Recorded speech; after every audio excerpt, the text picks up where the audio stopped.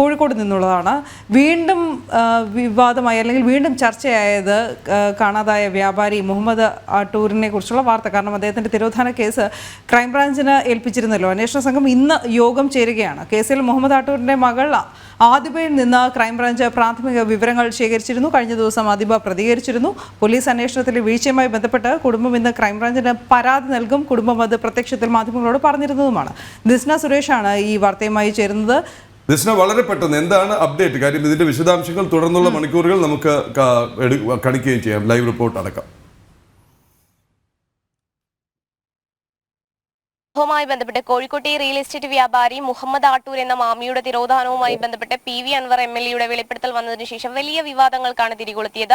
ഈ സംഭവവുമായി ബന്ധപ്പെട്ട് ADGP അജിത് കുമാറിന് പങ്കുണ്ട് എന്ന് തന്നെ കുടുംബവും മാധ്യമങ്ങളോട് വ്യക്തമാക്കിയ ഒരു സാഹചര്യം ഉണ്ടായിരുന്നു. ഈ സാഹചര്യത്തിലാണ് ആദ്യം ഈ കേസ് അന്വേഷിച്ചത് നടക്കാവ് പോലീസാണ്. ഈ പോലീസിന് ഈ സംഭവത്തിൽ വീഴ്ച പറ്റിയെന്ന് കണ്ടതിനു ശേഷം മലപ്പുറം SP-യുടെ നേതൃത്വത്തിലുള്ള പ്രത്യേക അന്വേഷണ സംഘം ഈ കേസുമായി ബന്ധപ്പെട്ട അന്വേഷണം നടത്തുകയായിരുന്നു. പിന്നീട് കുടുംബം ഇത്തരത്തിൽ CBIക്ക് കേസ് വിടണമെന്ന ആവശ്യം ഉന്നയിച്ചതുകൊണ്ട് ADGPയുടെ പങ്കിനെ കുറിച്ച് അൻവർ MLA വെളിപ്പെടുത്തൽ വന്നതിന് ശേഷം അന്വേഷണ സംഘം തന്നെ കേസ് CBIക്ക് കൈമാറുന്നതിന് തങ്ങൾക്ക് എതിർപ്പില്ല എന്നൊരു റിപ്പോർട്ട് കൊടുക്കുന്ന സാഹചര്യം ഉണ്ടായി. തുടർന്നാണ് ഈ കേസ് ക്രൈംബ്രാഞ്ചിന് വിട്ടു നൽകിയത്. ഇന്ന് ക്രൈംബ്രാഞ്ച് പ്രത്യേക യോഗം ചേരുമെന്നാണ് നമുക്ക് നിലവിൽ അറിയാൻ സാധിച്ചത്. മുന്നത്തെ അന്വേഷണ സംഘവുമായി ബന്ധപ്പെട്ട് അവർ ചർച്ച നടത്തും.